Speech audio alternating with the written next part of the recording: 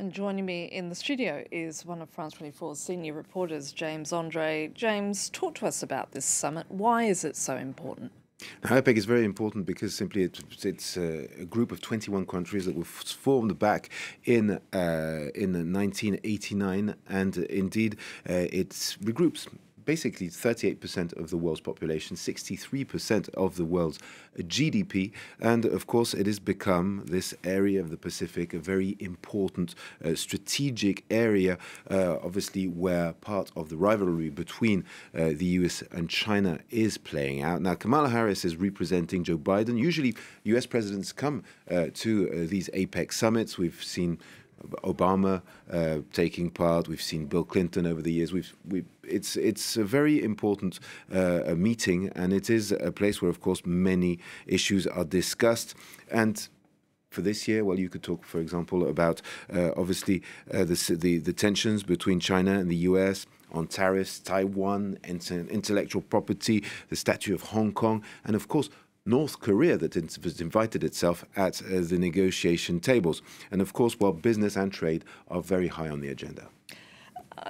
Macron is there, and of course France is on the other side of the world as far as APEC is concerned. So why has he turned up?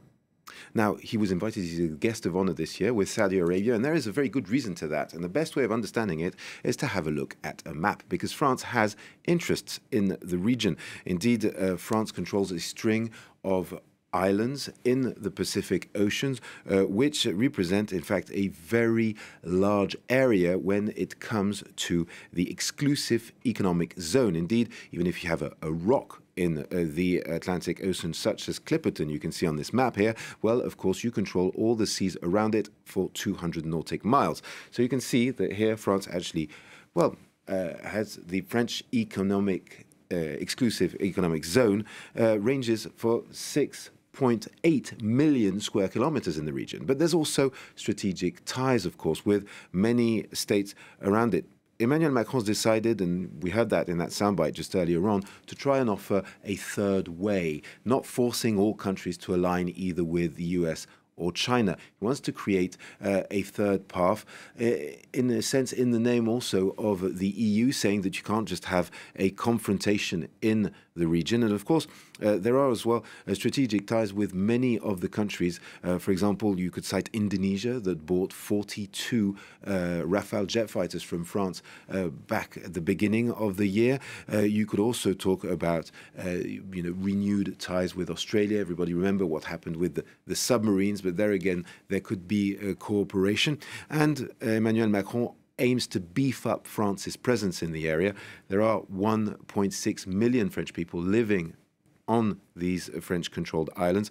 7,000 soldiers, and that is a force that potentially will grow in the years to come. And it's also being re-equipped. They will be receiving 5 new planes and also 2 patrol boats. So France very much investing these islands at a time when there is a lot of tension due notably to China's role in the area.